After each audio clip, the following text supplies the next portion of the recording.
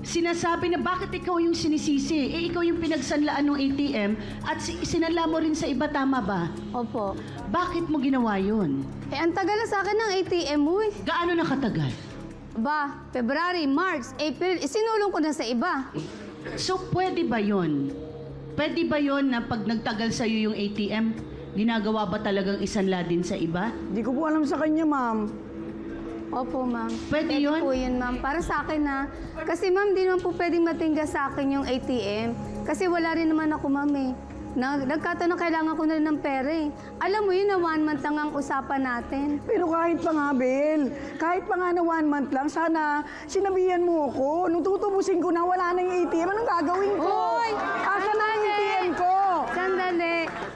Hoy, nasaan ka? Nagtatago ka. Bakit ako magtatago? Eh, ayaw mo nga tubusin, di ba? Hindi ko nga matubos kasi wala pa akong pera. Ilang buwan nang nasa'yo, at 3 months na Maribel? po. 3 buwan na. Opo.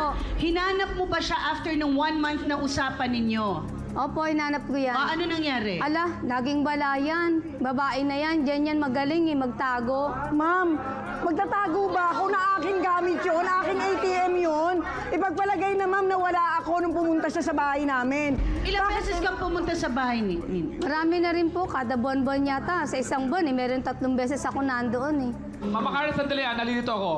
So, may ATM. May laman ng ATM, alam niya yung Meron PIN. po. Nasanda mo ng 6,000. May pumapasok na 15,000 a month. Opo, sir. Kung 3 buwan yun, ibig sabihin, pwede ka na mag-withdraw. Mag-withdraw? Sabi mo na, nagtatanong ako, hindi ako nag-aakusa. Ibig sabihin, nag-withdraw ka ba? Hindi. Hindi po. So, ibig sabihin, may 6,000, may tubo. Opo, sir. Meron 20%. 20%. O, parang 5-6. Mama Carla, sorry, lito ako. Alam ko yung nanay ko nagsasala ng ATM eh. Pero may usapan ba kayo na pag hindi nakapagbayad, withdrawin yung laman? Hindi. Wala po ako. Walang ano ganon. doon, wala po. Basta ka na makabayad. Ngayon, Opo. sinanla mo naman yung ATM sa iba. Sinanla ko po. Okay. Nalalabuan ako doon sa aspeto ng pag alam mo yung PIN, pwede mong withdrawin eh. Opo. Ba't ka maghihintay ngayon na hindi ka mabayaran? Pwede mong withdrawin doon.